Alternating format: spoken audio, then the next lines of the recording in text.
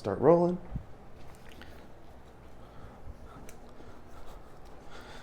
All right.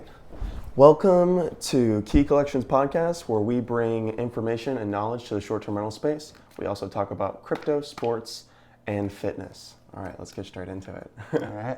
So one thing I really wanted to talk about was just like the power of people and having a really good team. I feel like recently I've had some tasks that I know I couldn't tackle myself, but being able to call upon like a really solid cleaner or a really solid handyman, like Matt, for example, has been like really helpful. Yeah, for sure. So I'd love to know like what your experience has been like working with people that have been hard to work with, and then finding those people that are like, wow, like, you know, they can really like help me tackle these things. Yeah.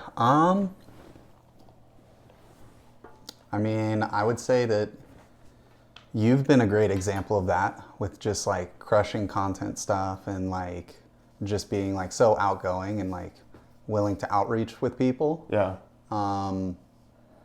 Maintenance stuff too, for sure. Like I ended up doing a lot of that stuff myself for a long time, and having somebody to help with that stuff certainly is helpful. I got a list of like, or I had a list rather of 30 or so things that had kind of built up over the storm that just weren't a high enough priority to take care of. And yeah, it's nice to just be able to literally just assign those work orders out. And, you know, all the stuff is like super niche, and some of it's kind of weird. And it's like, I would either have to go there and figure out how to do it. Matt might have to figure out how to do it himself. But somebody who's handy is, you know, thankfully spent a lot of time just like figuring out how to do stuff. So yeah, just being able to assign those and just be like, let me know which of these is in your scope. And he's pretty much like, yeah, I can just do all of this. I'm like, oh, thank God. Yeah, and the thing with our handyman too, it's not like you said, there's less explanation because he's just willing to tackle it. And it's also like he's like excited to work with us. Like every time I go and meet Matt, like even if I'm running like 10 minutes late, you know, he's like, you know, excited to shake my hand. He's got a big smile on his face. Like, you know, there's times where he treats me so much better than a lot of other people that, you know, was going to be my handyman in the beginning. And, you know, just finding that Matt was awesome. It is, man. It is. And he's super, I don't know what like high integrity too. Mm-hmm. Like we've had some stuff where he goes out and he's like, man, it was just like so easy and quick to fix this. I don't even want to charge you for it. I was already out here. Yes. So I'm like, whoa, dude, you don't have to do that. But it's more so having somebody like that who essentially just wants to work with you for the long term, and you're not just like a quick flip for them. Having people like that is super valuable. Dude, I had a lot of that in the beginning. Like, especially when I started doing renovations, like for example, like the Weaverville houses, I didn't have Matt, and some of the guys that I hired were really there just like, all right, you know, Gringo's got money, like I'm just gonna do this job as quickly as I possibly can. And I think one of the biggest things we ran into was like electrical work. Obviously, I'm not gonna go through the trouble of becoming an electrician. I'm not good at it. I want to hire it out. And we hire a gentleman, I'm not going to name his name, but you know, he came in, he threw some high bids, but we decided to go with him. And it just like, not only was his work not good, but it's just like every time there was something we wanted to change or mention, it was kind of like, you know, like, oh, well, like, you know, I already just wanted to do it like this, but when you have those people that are just willing to go a little bit above and beyond to just be a part of your business, I feel like it's awesome. Yeah, I definitely got rinsed a little bit the first few like maintenance jobs that were just like out of my scope, or I didn't have time to deal with them. Mm-hmm. And yeah, sometimes the first person you find, just like, they're like, this person doesn't have anyone else on their Rolodex, so I can just charge whatever I want. So it's like you're paying, you know, $100 an hour for like replacing a sink or something like that, or replacing like a faucet rather. That happened to me. And it sucks, and I still keep those people on my list so that it's like if I absolutely need help and nobody else is answering, I can hit them up. But they just get categorized as like, I have like a price category, and then I have like a kind of like backup category. So Yeah, I mean, if you want to be in a primary category, you kind of have to show up for people and Yeah. like be a part of the team rather than just Yes. like I agree. trying to make a quick flip on someone. I think being able to like, I haven't thought about this so much until recently, but being able to hire good people is like a superpower. And it's something that you will do for the end of time. Like no matter how big and successful you get, you will never grow out of hiring like good people. Like Yeah. sure, you might get HR for lower skilled positions in the future if you build your business big enough, but really at the end of the day, there is always going to be people that you're going to need on your team that you yourself are going to have to go out and get. Yeah, yeah, that's very true. I'm doing a bit of that myself right now. Yeah. Yeah. Yeah.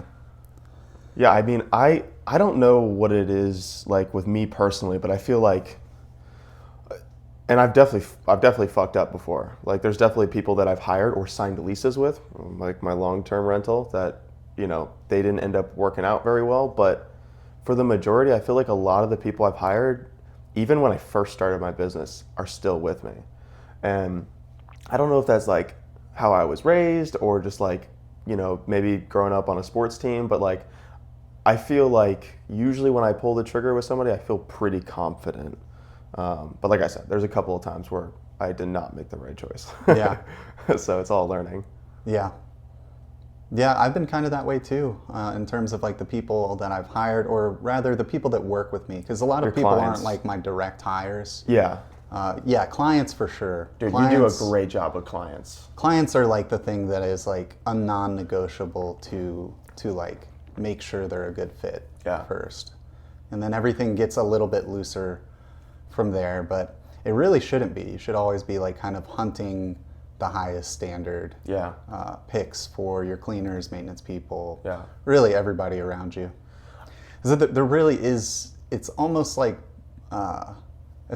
buying like an initial coin offering of like a cryptocurrency before it pumps up. It's People never are gonna stock. Like you're never gonna have more leverage than when you first hire somebody on your time. So if you can pick the right person, then the leverage that you get on that is crazy. Is huge.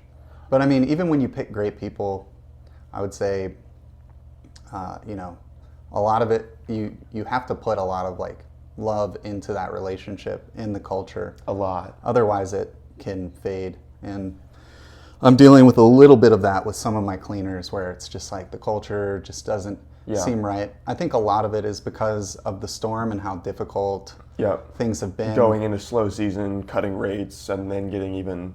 Yeah. So a lot of pain on our end because it's like less revenue, more work. Yeah. Because we're still staying fully booked. It's just lower quality clients, lower revenue, more problems for the cleaning team. Yeah. And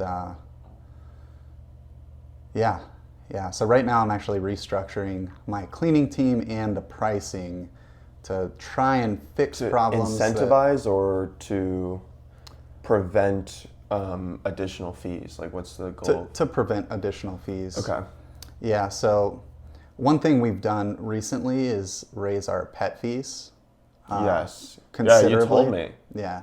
You said like $160 to $200, right? Yeah, like on big houses. Wow. Okay. Because some of the impact that the pets have had on some of the houses, like the bigger houses in particular, is just not worth it. And at least if we have that buffer of that fee, then now we reliably have something to pay the cleaning team extra. Gotcha. But 1 second. No, honestly, it might surprise you. Okay. I had an itch. I don't know. No worries. Sure, I was rolling. Yeah, it might surprise you, but I'm actually lowering my cleaning prices. Okay. How are they ever gonna like that? They're not. That's why I'm finding new cleaning team members. Okay. Dude, I mean, seriously, I feel like a lot of cleaners have crazy expectations on how they should get paid. Like, I don't mean to step on people's toes, but at the end of the day, I don't really care, because a lot of cleaners, they're not coming from, any higher education. They're basically, they're cleaning our homes, which, at least for my cleaners, like I helped them, like I trained them, I taught them how to clean. And a lot of cleaners aren't taking on like risk like we are. Like me, like I have like 75 grand a month in expenses. And there's cleaners that, sometimes make more money than me in slow season, January, February. But like when it comes like, spring, high season, like, I am not going to be the person that is paying overpriced for cleaning. Like, I think that as long as you can be, good to your cleaners and you can create a healthy culture for them, you can come up with fair prices. Yeah. So yeah. I totally agree. And where I've shifted with that is basically I'm taking what I've been working through, which is basically from around like a month after the hurricane started until now, it's just kind of ramped up the desire to have extra fees, because I've actually grown this cleaning team from, I think they had around like 8 to 10 units before starting with me, but then we brought them up to around like 30 units. Nice. Pretty quickly over the course of a year. That's a lot of income. Yeah. Like each unit is probably averaging what, 10 to 15K in profit a year for that business? Yeah, I mean, oftentimes more per unit. I would say that's on our low end. On your lower end, exactly. Yeah. Okay. Yeah. So, I think I paid close to $200,000 in cleaning fees last year. Okay. So yeah, what I did, and basically going off of what was good free information at the time, like when I was getting started, just kind of absorbing everything, and coming from working as a cleaner myself on the Outer Banks, and also just working in the service industry, working in factories. I basically always wanted to treat people as good as possible, and I'm like, there's enough money to go around. Yes. And so what I ended up doing was paying like 30 to 40% above market rate for all of my cleans. Wow. On like a kind of per clean basis. Yeah. Just thinking that, okay, there's never going to be any Never going to issues. be a headache. They're going to take care of everything. Right. Yeah. So, I mean, when there's an easy clean, you're making even more money. And when there's a hard clean, the 10 easy cleans at 30 to 40% above will make up for it. But that's actually not how human psychology works. Yeah. So not at all. Humans are never satisfied, no matter what. Yeah. So I'm actually just going to rework the pricing and bring myself back down to market rate. Yeah. I'm going to actually keep the cleaning fees at the same rates, because I don't feel like that's impacting our performance. Most of our units are high performers in the area, so keep the cleaning fees the same. And I got this advice from a mentor in this area. So I'm going to keep my cleaning fees the same. I'm going to lower the rate that I'm paying for those cleans, and we're going to basically collect a buffer of money. You or your clients? I'm going to collect it. Cool. Yeah. Because what ended up happening that led me to get this advice is I'm getting all of these expenses, and I don't feel justified charging the clients extra. Yeah. So imagine, let's just say I collected an additional $300 in cleaning fees. That was just because people were like, it's extra messy. Yeah. Last week, and so I would have to be billing out additional fees to the owners and then justifying it to them, and that'll weigh on the owner too. Like even it would cause a lot of friction. And I mean, the owner is what my business is built on, and then I generate all of these cleans and provide the opportunity for that work to other people. So the plan is to lower the rates, have that buffer, and then also the pet fee buffer, right? The pet fee I really consider is like something for the owners, because pets are just going to cause like normal wear and tear on any home. Yeah. So like outside of like extra cleaning or damages, there is that level of wear and tear, but we've increased it now to be also a buffer. So I love that. In most cases, it's like, let's just say if we kind of expect $60 should cover like general wear and tear over time. So say we get like 50 pet bookings in a year. So that's 60 times 50. Yeah. We'll just cover the scratches on the like floors one day, yeah. right? It'll cover, being able to replace flooring or deck deck boards that get scratched up, different stuff like that. And then the rest of that fee is reserved for, if there was just like hair everywhere. And another thing we're doing is putting like lint rollers in every single room now, and just letting people know, like if they have pets, like, that we basically let the guests know, like the pet fee is just for wear and tear, and like there could be additional fees if there's just like a ton of extra cleaning. Yeah. I really like where you're going. I think it's really smart that you have reserves in place so you can keep that relationship with your homeowner, because I know you do a phenomenal job, but at the end of the day, if a homeowner continues to see extra fees out of nowhere, there's a psychological impact that they're going to have no matter what. Yeah. I will say though, I think you may be going a little above and beyond, because I do feel like as a homeowner, you need to be putting aside some of your profits for capital expenditures. Because at the end of the day, there is always going to be wear and tear on your property, even with long term. If they were renting out their property long term, they need to be putting some of their profits away. So, when an HVAC goes out, when, there's a hole in some of their drywall, I know you do a phenomenal job using air cover, and it sounds like you're getting reserves so you can get the little things done. But I think your clients should also be putting some dollars away as well to make sure that their property is in a good condition long term. For sure. So, and yeah, I mean, when the time comes, it will be them that's making any of those repairs. That's kind of where the line is drawn in terms of scope. It's like I'm never going to be replacing stuff. Out of my pocket. Yeah. I'm never going to be doing any like repairs out of my pocket. Okay. And so they do pay for that stuff. And one of the big transitions that we've made from kind of like starting from zero and just trying to get deals through the door is that I was just doing maintenance for free for a really long time. Yeah. And so now we've shifted to them paying for maintenance. And so they already have that additional fee coming in. And it's just one of those things like, I have to have that, right? Yeah. Otherwise, my time has zero protection. Otherwise, you're a handyman, yeah. Yeah. A handyman that's working for free. Yeah. So. Yeah, all right. Yeah. So I have to have that, and it just makes the most sense. Like I'm not going to go try to make extra money doing the maintenance. I'm just going to hire it out to somebody who's better than me, that has more time than me, and we'll do that. But in terms of the cleaning, I am really excited about having this buffer. Yeah. Because I've just been trying to figure out like how to do it.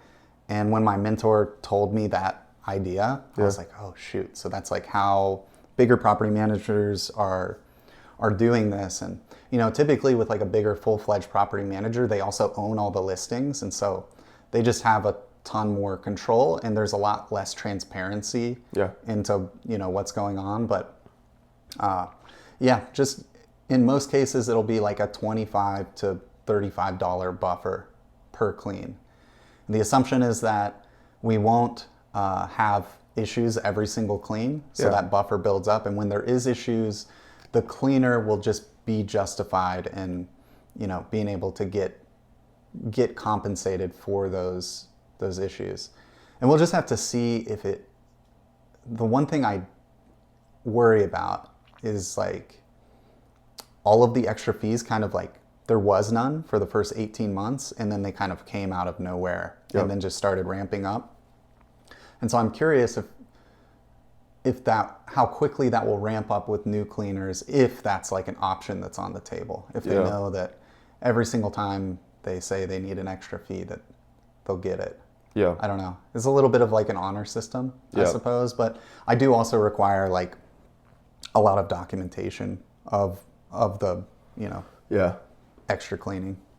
Well, cool. I would love to know a little bit about, clients building relationships. I'd love to know a little bit about the client fit score. I feel like that is something that you have been using for a while, and it's super cool. Yeah, for sure. Client fit score, I think it has, it's like a 1 through 5 grade, and you have to get a 20 to be like a good average candidate. So you want a combined score of greater than 20, and it goes off of personality, funds, trust, beliefs, and or actually I guess there's 6 categories. listing potential, and then effort to onboard. Okay. And so personality is just like how easy is the person to work with. Yep. You know, somebody could just be like really laid back, maybe like really kind of experienced with doing business deals and putting trust into people and spending capital. Yeah. Other people might be not as laid back. They could either be like high strung or just overly anxious, just uncertain. Then funds, it's like how much money, how secure are you? How much do you have to invest in your success? Yep. Beliefs, very similar to trust, but it's kind of like judging, do they have enough experience and have good enough beliefs that they essentially don't believe anything that's going to like hold them back. Yeah. I go a lot more in depth into it like in our actual module. Yeah. But just for the sake of like keeping it concise, Hormozy talks about beliefs all the time, and that's like what I'm talking about is like, are there beliefs that are going to limit you from being able to like reach your goal easily? And when we're talking about a client relationship, it's like I'm going to be working with them to help them reach their goal. So if they have a lot of limiting beliefs, their beliefs are tied into our result. Absolutely. Trust, I feel like, can be separated from personality and beliefs, but is kind of tied into those. If someone has a poor score on personality and beliefs, they very likely one of their bad beliefs is trust, but in some cases it's not. So somebody might have bad beliefs, but they really trust you, and that could be like an exception where it's like, okay, this person isn't quite there yet because they just haven't seen for themselves. A lot of people just need to see for themselves, but they seem to trust you. I'm sorry to cut you off. Can the trust category also be like how trustworthy you think the client is, or is it really how much they trust in you? I think it goes both ways. Okay. I typically think about it as how much they're trusting me. Okay. But at the same time, I feel like it goes both ways. Because I feel like you and I If I don't trust them, I'm probably going to give them a bad personality score. Okay. Okay, cool. But really, it's a fairly loose system, but it's worked well for me. And I did this after having some really negative experiences in a row onboarding clients. And ever since I did this, it's just, I've never had a bad client since. So it's personality, funds, beliefs, trust, and then what are the other two? And then listing potential. Listing potential. Because at the end of the day, especially when you're getting started, listing potential is one of the most important factors. Is that like how many listings you guys could potentially have in the future, or how many they have right now? It's both. It's both. Okay. Cool. It's both. So the factors that go into that is, whatever listing or existing listings you're assessing. So let's say they have, $5 million houses that are able to produce $300K each. That'd be a pretty high listing potential score. Got it. And then like a low listing potential would just, be more like maybe one small economy unit. Yep. And it just kind of it'll factor in with everything else to tell you whether or not it's a good deal. And then the final one is effort to onboard. So like, is this thing already like turnkey where it needs to be ready to go? Yep. Does it need a lot of work to get it done? Does it need a 2-month upfit or? Yeah. Typically, listings with high potential also have a high effort to onboard. Yep. But that's okay. That's totally fine. Yeah. Yeah. And then, this will help you through like all the difficult questions and like coming to a decision pretty quickly, because I don't know. It kind of depends on where you are in your journey, but let's just say that there's one listing that has a super low listing potential, but it also has a super low effort to onboard. And the client has great personality, beliefs, trust.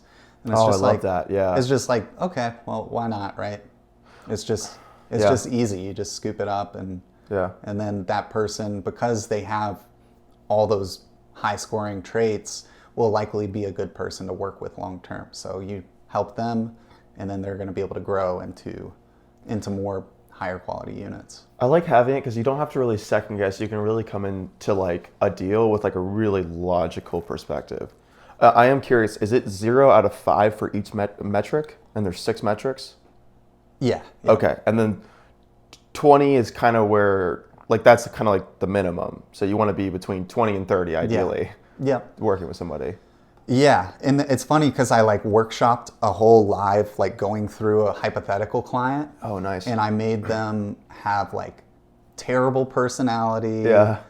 But they had a lot of funds. And then like beliefs were kind of low. Yeah. Like a 2. Yeah. And then, but they trusted me. And then the listing potential was great, but the effort to onboard was a ton. Was a lot too. Okay. And so it ended up coming out to like 17. But I explained, basically another exception where it's like the listing potential on this one is so high, and the possibility of flipping the personality and beliefs is also high if you execute well. Yeah.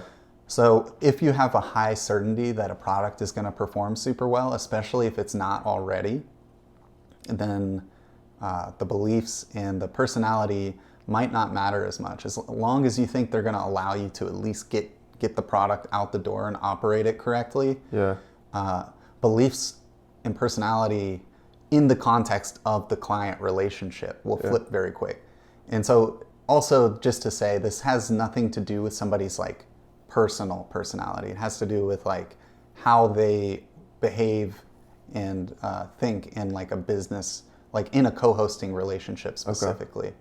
So they could be a super cool person, but it's just like wouldn't be a fun client to work with. Gotcha.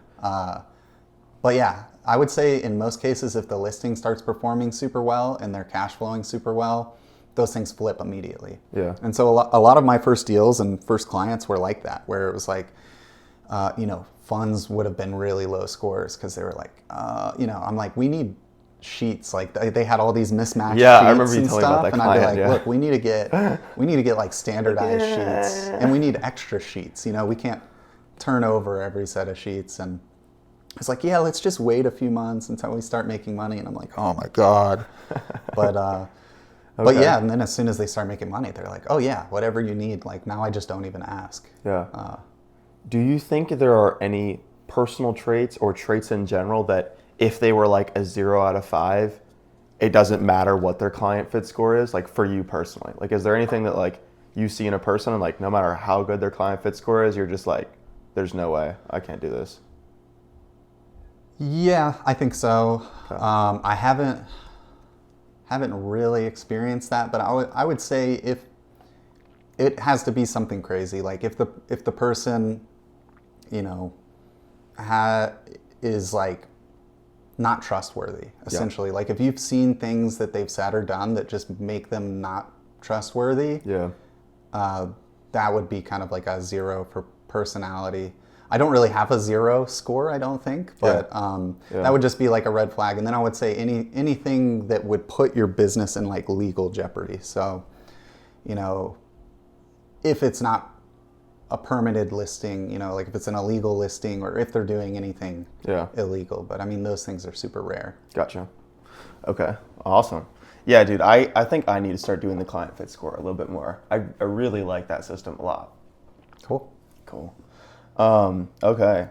Oh, I wanted to talk to you about quantity and quality of listings. I recently had a conversation with Hunter, and he took the time to spend like 20 minutes just asking me the right questions about where I want to be in 5 years. And I told him that there was 2 routes. There was either I go and get as many listings as I possibly can, and I go across the country and just start doing co-hosting, or, I take the Bill Faith approach and I try to get like those core like listings, 8 to 10, and they generate like 4 million a year.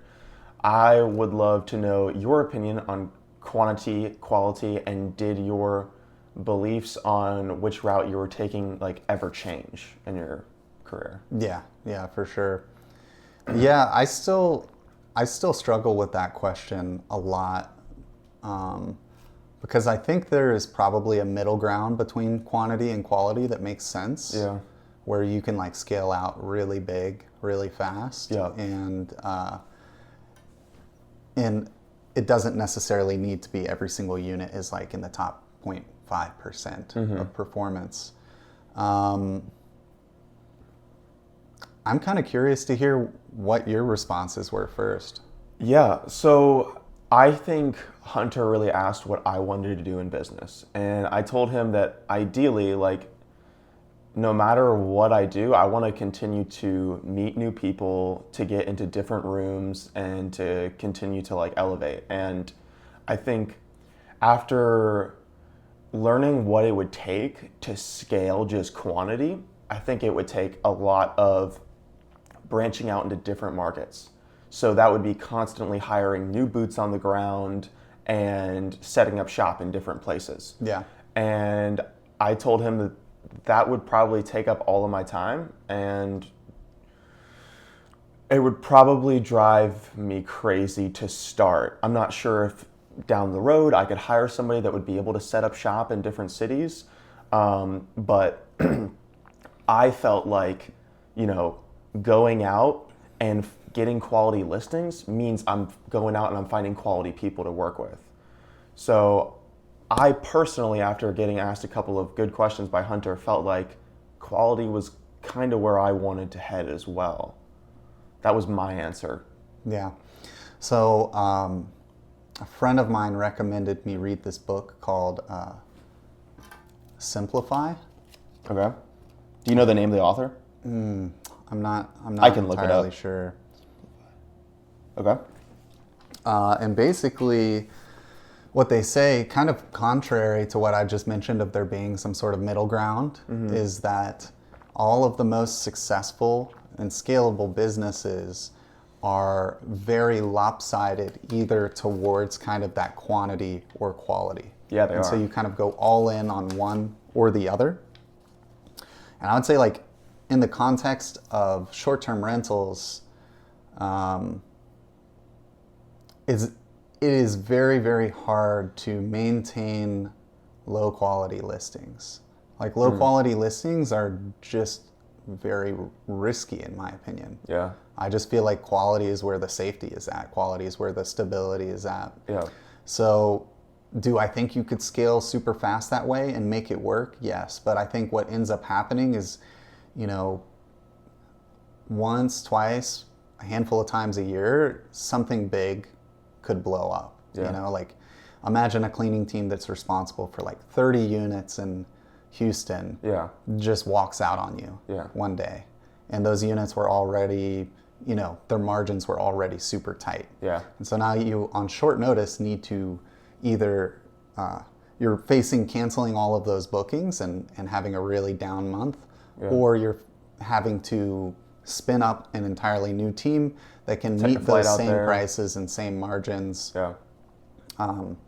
So yeah, I think when you're doing quantity like that, all of your problems are much bigger and they're much more like urgent, and you probably don't have nearly as much proximity to them. So yeah, I'm kind of in the quality boat as well. So the quality boat, you're moving a little bit slower. Yep. And you're kind of like sniping the deals that are going to perform well. Yeah. And yeah, typically you have more time to kind of rally up a good team around that. Yep. It doesn't force you to go as far from home in some cases. Yep. Though I am definitely considering expanding into some different areas nearby. I'm interested to hear about that. What areas do you think in particular that you would be looking at, and how much farther are they from you than your current listings? I can't really say. I don't know. Okay. I don't know. Okay. I haven't looked into it too deeply yet. Yeah. I'm gonna name drop, but I was talking to Ashita the other night at dinner, and she said she just bought a boutique hotel in Washington. Oh yeah. I was like, are you kidding me? I was like, in Washington? And she was like, yeah. I didn't get to dive super deep into it, but I think when the time is right, it's going to be really exciting to get into another market, because it's going to be like shiny object syndrome, except you're going to have all the skills to go out and crush it in that new market. Yeah. So yeah, I'm stoked. That's exactly how I feel about it. It's like, it's not even shiny object syndrome. So like, let's just say we both are pretty much in that like quality camp where we want to put out super durable, reliable products that are going to have the premium margins on them to allow you to operate just like more, like basically be able to pay people more, right? And so you're getting higher quality people, higher quality certainty in the listing, you know, less chances of things blowing up, right? And we didn't, you know, when I talked about quantity, I was mainly talking about apartments. But if you try to do quantity in homes, I think that could be a disaster. Yeah. Because of just the amount of appliances that you're responsible for in that home. Yeah. If it's low quality homes and we're talking like old HVACs, like questionable pipes or you know anything like that, all of those things can put you in a hole of maintenance and refunds pretty quickly. Houses aren't essential either. When you're picking up single family units, they're not all in one apartment complex. Yeah, exactly. So it's even less efficient. As I think where the quantity play comes in is you have to build economies of scale. So, and it kind of forces you to be like, I'm going to have to pay people, you know, like $15 an hour to clean these units. Yeah. Which, you know, I think we don't do. I think for the job, it's worth more than that. Yeah.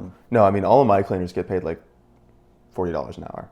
Yeah. And $40 an hour is like That's double what everybody's making right now, just in the normal industry. Yeah, and if you can keep somebody busy at $40 an hour, even if they're getting, you know, 20, 25 hours a week, that's still like $20, $25 an hour. Yeah. So, you know what I think Key Collection will let us do, although it is going to take us more time than scaling quantity, I think it'll let us scale quality. Yeah. I think it'll literally allow us to have access to the most quality listings, and there's going to be so much margin that there will be... Did you say for Key Collection? Yeah, for Key Collection. Yeah. I believe that there will be people, like for example, our students, not only are we helping them, but they're helping us in some aspects. I think down the line... We're literally training our partners. Yeah, pretty much. Yeah. And that's the whole goal. Yeah. And I mean... Train students to become partners. Yeah. Partnership is probably like one of the most powerful unlocks I've discovered in the past year.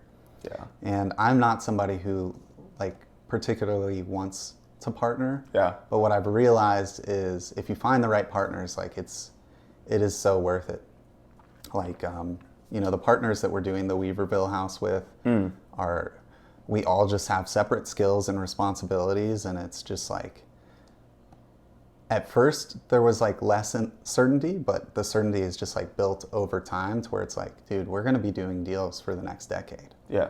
Most likely. I mean, can't predict the future, but yeah, that's the goal. Yeah. And so imagine, you know, having 20 people in our community that are now at our skill level and have portfolios of their own. Yeah. And then all of the cash flow that they're making. And so it's like, all right, why do this? Why would everybody go do an $800,000 house for their next deal when we could all pull together and do, you know, a $6 million development? Yeah. And that's where like the long-term play comes in. Because not only do we have we're basically creating a community of operators and business owners. And then when it's time and we have the like capacity to actually meet the need, like, and manage these really big projects, we just basically start bringing the money in. And that would just be like outside investor capital. Yeah. Which there's a lot of. Dude, and I think too, so, you know, we had Tyler Kuhn over for dinner the other night, and I think, you know, although, you know, maybe he didn't hit the nail on the head, I think he did have, I think he was somewhat right when he said that, you know, scaling smaller products are easier to replicate. Like if you've got a network of people that have a pool of money, then you're able to get into properties and projects that have a much higher barrier to entry for most investors. Yeah. So we could potentially just keep hitting higher and higher ceilings, kind of similar to like Michael Elefante and his house that, you know, might do $600,000 a year in revenue. Like, yeah. So I couldn't agree with it more. And I mean, he knows because he's just doing it over and over and over again. Yeah. Yeah. Right. And I mean, he has a great system set up, and I feel like it's not exactly like what we're doing because he is like more like real estate sales focused. Yeah. But essentially he has, you know, his brand, which Yep. is selling the houses. Then Yep. he has his group of investors that's buying the houses. Yep. And then he has his team of operators that are producing the products. Yep. And what is so valuable about that, when you have all three of those things together, is that you're able to put in enough money to reach the truly profitable margins. Yeah. And when things are smaller, people are afraid of putting in more money because it's more risk. But once you kind of have a system where it's like, I would say there's a ceiling, there's a point where there's diminishing returns, but most people aren't consistently reaching the potential because they're not willing to invest enough. Yeah. And in a lot of cases, it's just too much capital for one person to invest unless they're very wealthy. Yeah. And so a lot of kind of investors who are either getting started or just don't have that level of capital, they can't do it on their own. Yeah. And while uncommon, something that Tyler said that really interested me was that sometimes there are people that do have the capital, but they don't have the knowledge. So they just pull the trigger on a $2.5 million house and they're like, okay, great, I'm ready for all the money to roll in. But they don't have 4, 5, 6, 7, 8 years of perfecting the perfect product to understand how to actually utilize, that $2, $3, $4 million on one project. Yeah. That's sad to see. If you have every other piece of the puzzle and you just can't figure out how to make it work, that's rough. Yeah. But I mean, that's why you need operators. Yeah. Well, cool, dude. So we got invited to ski this weekend. Are you and Lily still game for that? Down, dude. Okay, cool. I'm down. I haven't skied or snowboarded in a long time, bro. A long time. I'm afraid my body's older. You know what I mean? Like, dude, I'm in the worst shape of my life. But I am consistently working out again, which feels so freaking good, dude. Nice, dude. Yeah. I got goals set, bro. But yeah, we'll see. I'll probably ski or snowboard if you're going to do it. Yeah. I'm going to have 100%. to take it slow because the last thing I want is to get hurt and then not consistently train. Dude, I'm down to hit the bunny slopes, bro. Like I said, bro, I can hardly walk on my foot at the moment, so. Oh, shoot, I forgot. Bro, and the thing with boots is like, you can't really be on your tiptoes when you're skiing. You're so I don't know how it's going to work, bro. Okay, tell the story of what happened to your foot, bro. Yes, bro. Okay, so me and Drew invited Tyler and Ashita to AVL meetup, and it was a blast. We got to really dive deep with them and, just kind of network with them and with some other people that came into the group. And we met Eric, which I thought was really cool, and Alla got to see Ashita. And, after the event, we were all hungry, so we went to dinner and it was a blast. We went to karate and got an absurd amount of tapas. Nice, dude. Any favorites at karate? Yeah, the chicken. Me and Tyler got the chicken. What chicken? I'm gonna butcher the name. I can't say it. I'm trying to think. Is it some sort of little I think it was thing? pollo de ajillo or ajito or something like that. Okay, nice. And it was like a leg in a bowl of just that sauce. Yeah, it was great. Nice. So we had dinner and then we just had such a great time. They invited us to go to the third room, which is kind of a nightclub, DJs. And so, which I had never been to before. Dude, me neither. Yeah, I want to go check it out now. Dude, when you're hanging out with big shot investors, and they invite you to go somewhere and you walk in and you just start hearing EDM, you're like, whoa, I was not expecting this. Okay, they're cool. Yeah, no, they're cool. Yeah, so, probably a lot more drinks in. That's fun. We start dancing and having fun.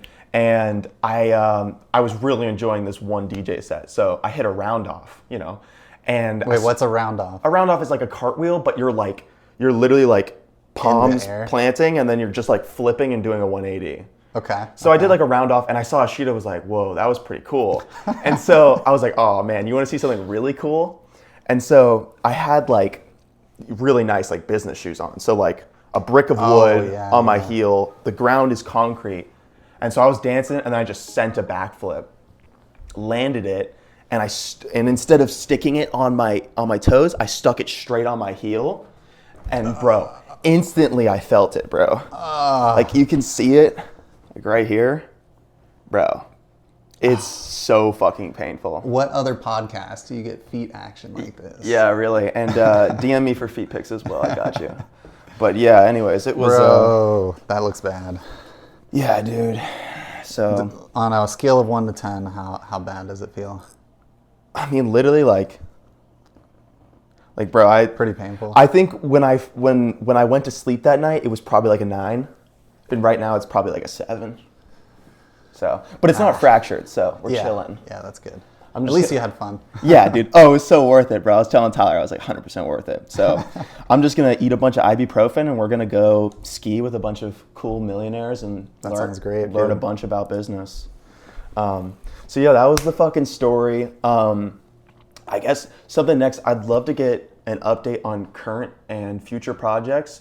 I know maybe things haven't really changed too much with you just because you've got your projects.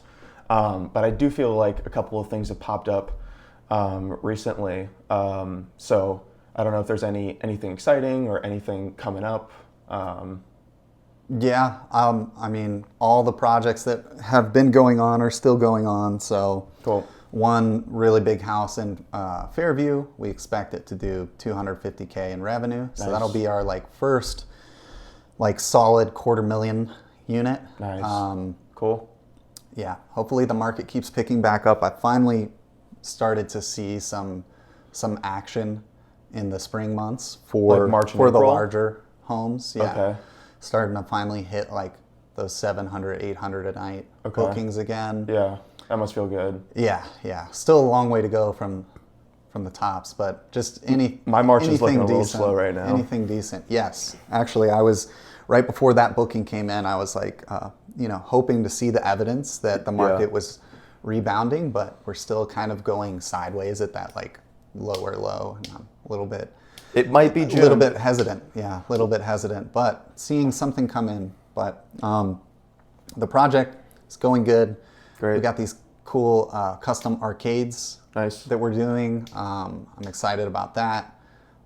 Just trying to do everything a little bit more custom this time. Yep. We had a huge debacle with our pool tables that were coming in custom from China. T-Force. Yeah, T-Force kind of screwed me. They sent my package back without telling me. But thankfully, the Chinese guy who was responsible for, I guess, getting it from the boats. Yeah. He calls me and he's like, yeah, these guys aren't talking to me. They're stupid. They're idiots. The package just arrived here. I'll send it back to you now. No. You're like, oh, somebody I can really just vibe with. Yes, dude. I was like, yeah, they are stupid. Thank you. So that's coming back. So that's good. Kevin, what's up, buddy? How you doing? Celebrity appearance. Yeah, celebrity. So that's going good. Yeah, painting should be done in there soon. It's been really difficult we're trying to get stuff in there and start building, but none of the rooms are finished painting yet. There's a ton of dust and stuff everywhere. Yeah. It's kind of that split between should we wait for the construction clean or should we just start building stuff and then just kind of clean around? Yeah. It will probably just start building stuff just to try and get it done as quickly as possible. But Yep. yeah, that should start moving quickly soon. And then with the development project, Have you gotten the appraisal back yet? Or we haven't gotten the appraisal back yet, but we have high hopes for that. What's the ETA, you think? The 15th. Oh, Yeah, so not put too that on far. my calendar. Yeah. Do a little prayer the night before. Yeah, we'll see. If that appraisal comes back good, we could be You could just be ready to do we could another be cashed out of the deal. Yeah. Yeah, that would be so sick. That'd be so sick. Because speaking with the appraiser, just after he had, and to be clear, we've gotten really lucky. Our private lender is able to let us choose the appraiser. Which is uncommon, right? Yeah, pretty uncommon. Typically, they have a list of people that are approved, and you can either. There's several different ways. Sometimes you're just randomly assigned someone from that list. Yeah. Sometimes you can pick somebody on that list and see if they're available to help you. Yeah. Sometimes you can propose people and then see if they're on the list, cross-check it. Yeah. But all of those are pretty limiting. So thankfully we got a really great lender in town who is able to let us just pick our appraiser. And we were able to find an appraiser that's able to approve our residential product on a cost to income structure, which is also uncommon. And so I would just say the amount of time we spent finding the right lender, and I didn't think this in the beginning would be so important, but finding the right private lender and the right appraiser could end up being like the highest leverage thing we've worked on so far in the project, aside from just like actually creating the designs for the product. Yeah. Okay. So yeah, we'll see if that works out good. Cool. He asked what we were, aiming for, and I told him a number that would put us in a It's really a good question for an appraiser to ask. Yeah, it was great, dude. Because at this point he pretty much had all the data, revenue, comps, and they're using AirDNA. So it's like, dude, we're working with somebody who Nice. It's really kind of like a futuristic product. Yeah. This appraisal and the type of lending that we're doing, and a lot of people just don't even know it exists yet. Yeah. But yeah, based on what we had provided to him, the number we said, he was like, "Nope, you're not going to have a problem hitting that, and it could be higher." And so I was like, "All right, Just start. all right," because it doesn't need to be that much higher to be like cash out of the deal. Yeah. Cool. That's super exciting. Yeah. Well, cool. Sounds like projects are moving along. Here, recently we ran into a house in Leicester, pretty deep in Leicester. So like, if you take like Zenith, it's probably like an extra 5 miles down Leicester Highway. But house came on the market for rent. Large property, 3,000 square feet. It might even be larger, and I had talked to them last year because they had listed the home for rent, and they weren't really interested in the idea. I shot them our email. I, followed up with them, and they weren't really interested. They just relisted about 3-4 months later For rent? For rent again, and so I called them. I said, "Hey, listen, I'm not trying to waste your time, but I really think that we would be interested in this, and I think we'd be a good fit." And I probably had like 2 conversations with the homeowner, and he's a business guy. It's a luxury house, he's like, I've got a meeting, like I don't really want anybody to waste my time. And I was like, I basically just like told him like very like calm and professionally that like we would be very interested, and I think that we would be the best option for him if he really wants to go a long-term route. So I was able to land a showing. So me, Aiden, and Lisa went out to it yesterday. And dude, it was more killer than we were expecting. Another Dahlia banger? Bro, better. Really? Yes, dude. It doesn't have the same proximity to Asheville, but the capital needed to get the project done is like half. Oh, wow. So our ROI is going to be crazy. Yeah. So we ended up meeting the guy. His name's Chad. He owns the Joint Chiropractor. He owns 53 franchises. Whoa. Oh, bro. You could tell he was a businessman. He's a Chad, bro. Yeah, dude, he is a Chad, bro. Cause Giga Chad. He was like, all right, I told him we'd be there at 2 because he was like 12 to 3 is my window. We show up. He's on a business meeting for like 30 minutes before he comes up and says hello to us. So we're rummaging through the house, not even talking to him yet. And then as soon as we met him and we got like 5 minutes into talking, you could see him. He was like, all right, like I really like these people.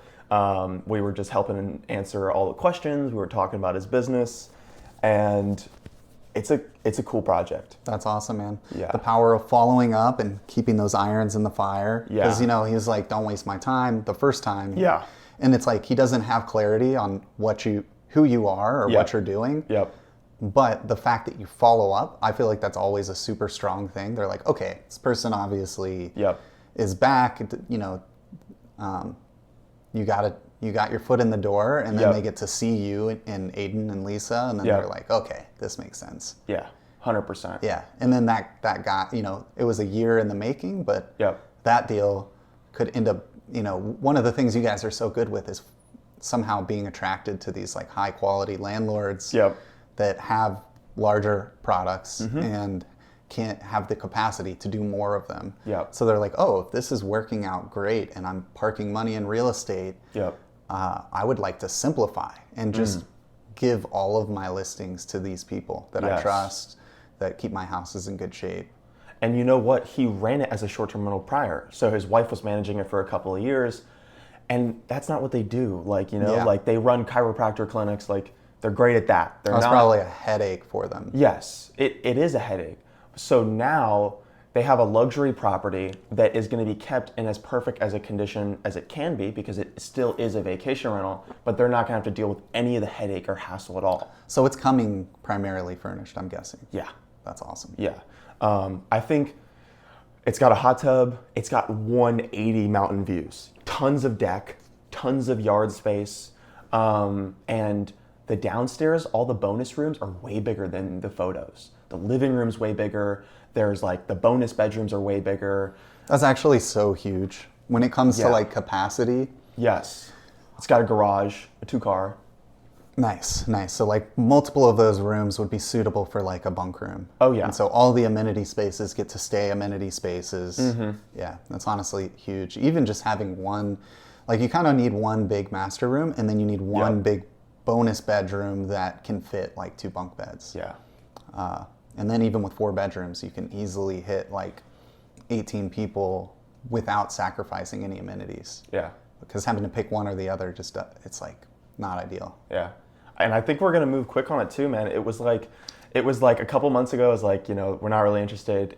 Then recently it was like, I don't really want you wasting my time. But I was like, just give me a showing. And then by the end of like the 45-minute showing, he was like, send me your lease. Okay. Wrote up the lease, sent it to him last night. Let's go, dude. So yeah, hopefully we'll see what he says, but I think we're in there. Nice, nice. So yeah, that's one of our most exciting projects. And then the apartments, bro.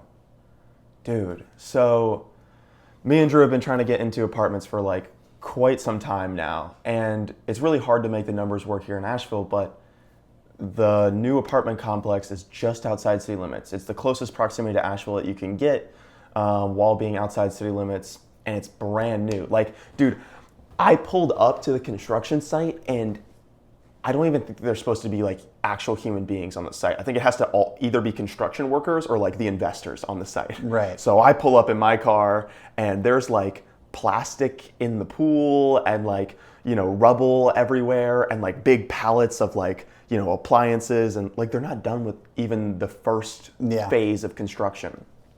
But I didn't care. So I walked into the front office and, you know, I met with the leasing agent I was talking to, and the I think it's the regional manager for Graystar, anywhere from Greenville to North Carolina, was there.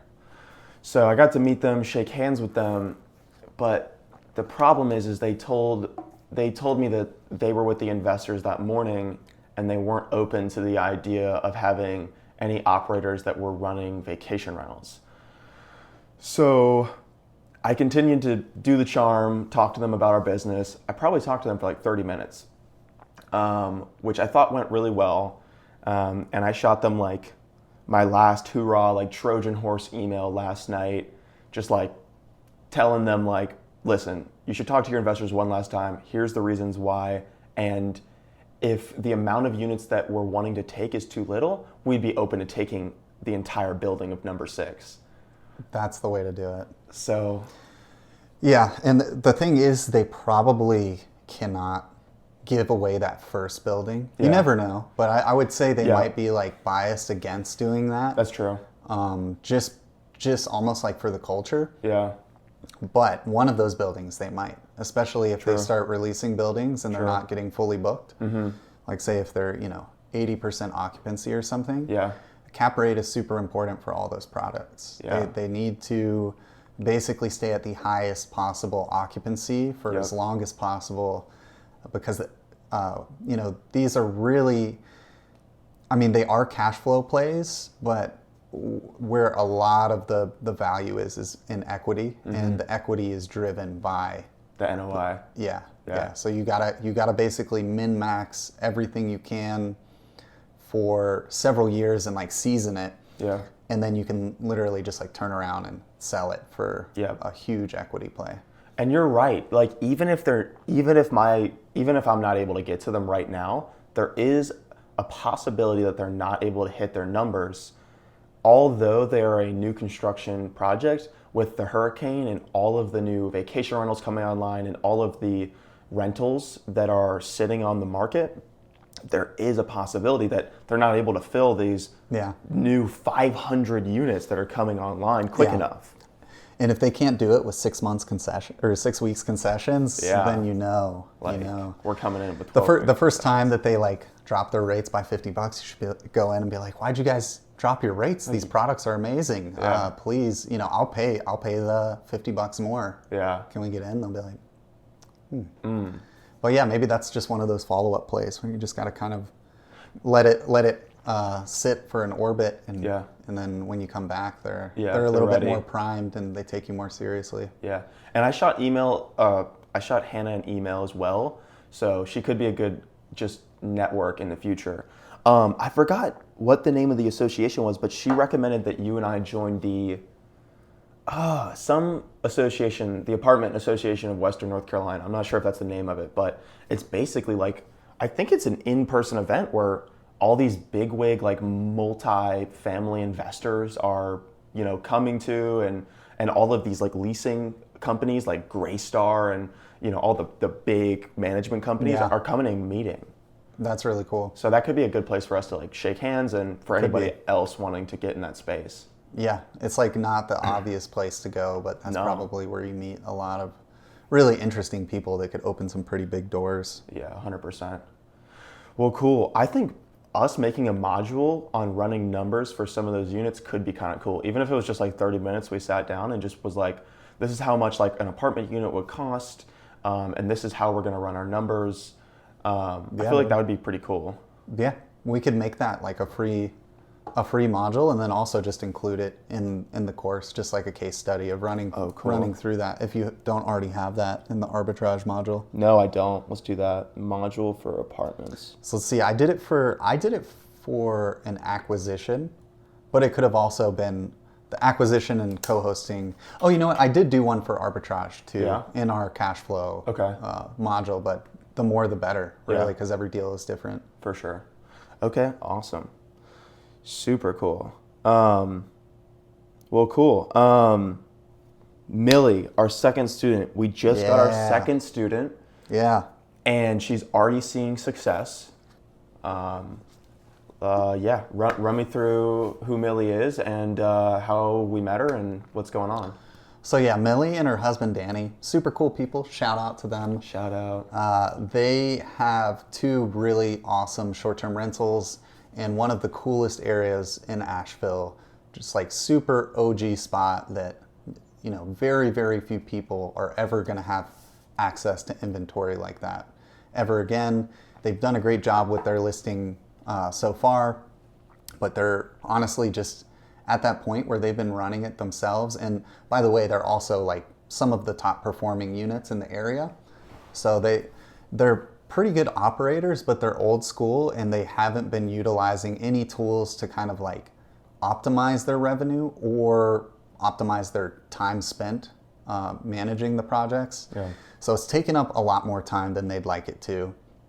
And they just don't really have the ability to scale with the model that they're at. So the 2 areas where I think we were really helping them the most, even being pretty experienced operators, is teaching them dynamic pricing, which is going to increase their revenue probably by at least 30% without doing anything. And then just giving them like a walkthrough of their product and where things can be improved. And they have a ton of improvements on the horizon that are just going to probably increase the revenue on both of their units by like 80%, which is going to put them like in this kind of tippy top category for Asheville, because the location combined with an already good product that's going to, and they're going to fill in all of the gaps, every little thing that they're missing. Yeah. It's just going to be an absolute killer product from every angle. Yep. And then the other element is they have always kind of done the cleans themselves or within their family, which works great for them, and they're able to maintain a super high level of quality, but they want to outsource that as well. So We're going to help them, teach them how to, find and hire good people here and maintain those relationships so that they can spend less time on the unit and then also like automations. They've been doing everything fairly manually, so we're going to show them a lot of ways that they can automate their processes on the back end and on platform. And yeah, I mean, I think if that works, they seem pretty receptive to the idea of like scaling and adding other co-hosting units as well, because they're like entrepreneur types, so they're like pretty savvy, have been like hustling for a while, and yeah, I mean, it's such a great, easy system once you already are managing a couple to just add more. Like, it's not a linear increase in effort or time. So it's like, yeah, why not just add another 10,000 in cash flow to this machine that you're already running? Yeah. Yeah, it was super cool because me and Millie had the opportunity to like sit down in person, one-on-one, and really just have like a 3-hour block where we go over like probably the biggest impact thing she could do for her business or her 2 units. And it was just like at the end of it, like the skills that she had gained were just like just absolutely out of this world. Yeah, I can tell because she was already like primed and ready, so she's just going to pick up all of that stuff super quickly. Yeah. And I hope she runs with it. Yeah. But I mean, if it's not already clear, like with our students, we're pretty much bringing them in, giving them all the resources that they need for everything in Airbnb, not just to run a unit, but to run a large Airbnb business. And we're working with them until they literally get multiple deals. And so if you want to join a community where you are, coming in, learning everything you need to know, and then having somebody who's leveraging their existing business and skills and knowledge to the point of literally handing off units to you, come check us out. Yeah, definitely check us out, 100%. Well, cool. Very excited. I think Millie is absolutely going to crush it. She's already messaged me telling me about the bookings she started to get. And I think it's only going to get even better once she starts integrating to the proper PMS and we start helping her actually like market her listings better. So just going a little bit above and beyond and getting professional photos done. Well, cool. Something I wanted to talk about that I talked with Hunter recently was doing a business audit to figure out what the biggest levers are in your business. And Hunter's a real estate agent, so he's going to be doing things a little different than us. But what he went through was the past 150 listings that he got, and he marked off how he got each listing. And what he found was, I think 60 to 70 of them were word of mouth. And then another 60 to 70 were from inbound, like Zillow through his brokerage, and 6 of them were from social media. So I took the time to look at all of the deals that I have done, obviously a lot less because, it's more time intensive to get a listing that's up and it is in your portfolio. But I think I've done 9 to 10 deals in the past 3 years that I still have. And the 3 biggest levers were Zillow, Facebook groups, and then it was networking. So it was meeting other people, it was word of mouth. And yeah, that's interesting because it also kind of matters because all of the word of mouth had to have originated from somewhere initially, right? Yeah. Because I could say technically I'm like 100% word of mouth. Okay. Except for my arbitrage deals. I went out and got those. But the very first deal that I did was, that wasn't my own unit, was Facebook groups. Okay. And so... Dude, yeah. So and a couple of them came from Facebook groups, and then the word of mouth just kind of compounds and... Nice. Yeah, for me it's a little bit different just because I do arbitrage. So about 30% was like cold, like Zillow outreach. Yeah. The other 30% was, somebody close to me that, hey, psst, Gav. Sorry. Somebody close to me that, I met at a real estate conference, or, it was Aiden, or it was somebody that was not a cold outreach that I just became friends with that really wanted to help me. And then another 30%, it was really evenly split. Another 33%, I guess you could say, was from Facebook groups. Nice. Making posts, meeting people, just putting it out there that I'm looking for this. Yeah. Gotta be your own magnet. Yeah, dude. And I think you could do this with everything, bro. Like Hunter was like, you don't have to do this just for business. You can do this for like what makes you happy, what gives you purpose, like relationships. You know, you could go through like the past like 100 dates you've done and like see like, you know, just how you found those people, like what it was like. So that's super insightful, bro. That's super cool. Yeah, it's like what Alex Hormozy says. It's like figure out what is actually moving the needle, what isn't, throw out all the shit that's not working, and just continue to do more of what is. Yeah. So yeah. I love that. I love that. I want to do that with my business. Yeah. You know how many? And I mean, you can go so granular on that too. Yeah. But yeah, that's super awesome. And having those insights too is like not just insightful, but it does tell you what lever you should probably pull harder. Yeah, 100%. Rob Dyrdek does that to like a fanatical, Why does that sound so granular familiar? level. Rob Dyrdek.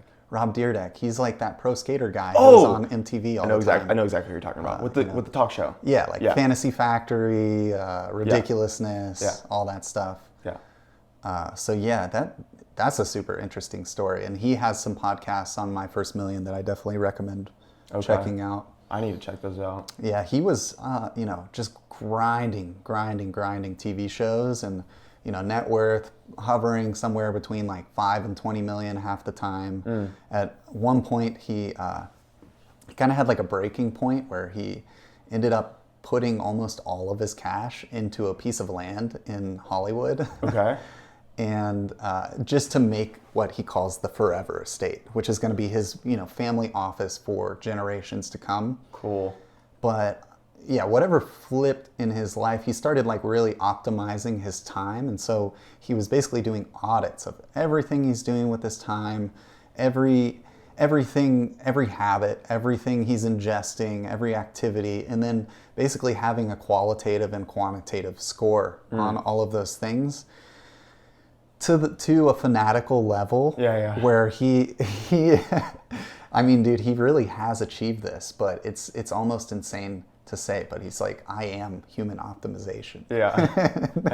And he's trying to live until he's like 120 years old and like doing all these interesting things. But the most interesting thing to me is that once he started doing all of these things, his net worth shot up to like 300 million. Jesus. And so like he basically figured out how to like optimize. I want to say what he did was he really figured out how to optimize what it seemed like a very difficult business to run, this kind of like a production studio and like kind of ownership of the IP of the show. And to make those things profitable, they just need to be extremely, extremely efficient, and you kind of need to be like ready to sell them at the right time. And but I think that's what happened is he like sold that business or sold the rights of Ridiculousness, and then started investing, like kind of like angel investing. And I think his main thing is investing in multifamily real estate. That's so interesting. And like picking the right operators to invest with in multifamily real estate. Yeah. And so now 90% of his money that he makes, he says he spends less than 2 minutes a year on. 2 minutes a year on? Yeah. So how does that even make sense? Because it's just a multifamily operator, He crazy. reviews his statements, he maybe signs a revision to an operating agreement every now and again. That's so cool. Yeah. 2 minutes a year. I can't remember exactly what the number was, but it was definitely a compelling. I could see how a lot of people would listen to that podcast and be like, "This dude's insane.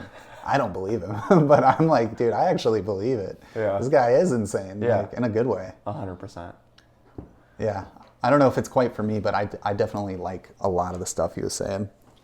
And it was just hand in hand with, what Hunter showed you with auditing, where stuff comes from. Just like being more conscious and aware of everything. Yeah. Well, cool. To close out the podcast, I have a series of questions that are going to be rapid fire. All right? All right. So this is going to be like lightning round. Okay. So, Okay. If I was Men in Black and I blanked your brain, but you got to keep one characteristic to go and build a successful business, what would it be? Resilience. Resilience. Yeah. Okay, awesome. Would you rather be 5 foot tall in every business encounter and 6 foot tall everywhere else? Or would you rather be 6 foot tall in every business encounter and 5 foot everywhere else? I guess 6 foot tall in every business encounter, dude. You gotta have those ups, you know? Okay. You gotta have that presence. Yeah. If you could build one business from scratch unrelated to short-term rentals, what would it be and what expert would you bring in to build it? And it could be anybody. Oh man, that's a tough one. I could literally spend all day thinking about that. It's gotta be one person. Yeah. And it can be anybody. It can be anybody or anything. So I feel like I gotta go super, super big. I would probably, I'd probably, I would create a cryptocurrency and I would bring in Elon Musk to champion it. Yeah, that would be the play. I think it would be quite explosive, quite volatile. Okay. Yeah, I think that it would go up a lot for sure. Oh yeah, 100%. I'm investing. Everybody's waiting for Elon Musk to make his official coin. I mean, it's technically Doge, but it's not. That's not really his coin. Now imagine I come in with the best cryptocurrency, this Elon coin, and then you have Elon like literally shilling it and working and building on it every day. Yeah, I think that'd be the easiest path to $1 billion. I better get some coins before the initial IPO goes out. Yeah. Yeah, and I don't think that that's like a super realistic idea, but I think if you were really trying to just like shoot for the moon, $1 billion, yeah, that'd be a good one. And then you could go do other stuff. Cool. All right, I like it. Last one. If you had a magical wand that you could wave and fix one bottleneck in your business, what would it be, and what would you name that magical wand? Oh, that's super cool. I think if I could remove one bottleneck, it would be myself. Okay. Yeah. I would just need to create more of me or find people better than me. That's awesome. And what would you name the wand?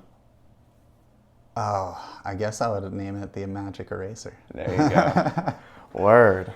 All right. Does that conclude the podcast, you think? Yeah. No, I want to do these questions with you. Okay, here. that would be fun. Let's do it. So yeah.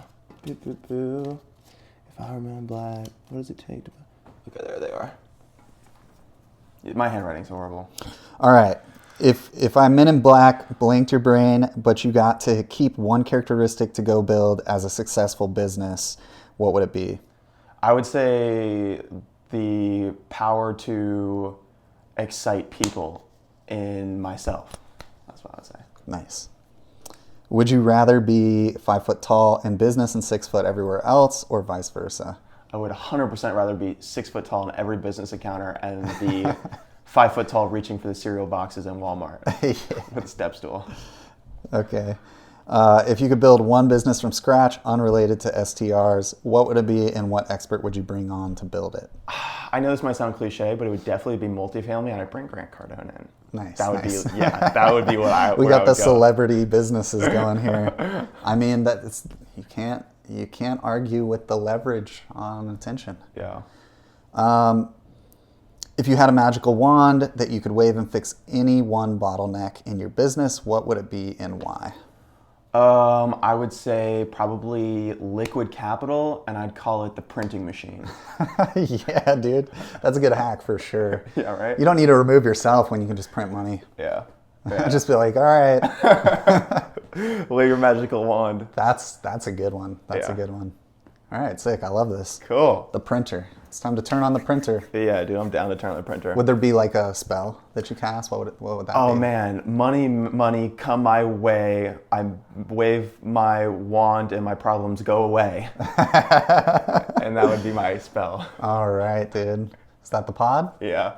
Sick. Fuck yeah. I gotta pee so bad. Oh.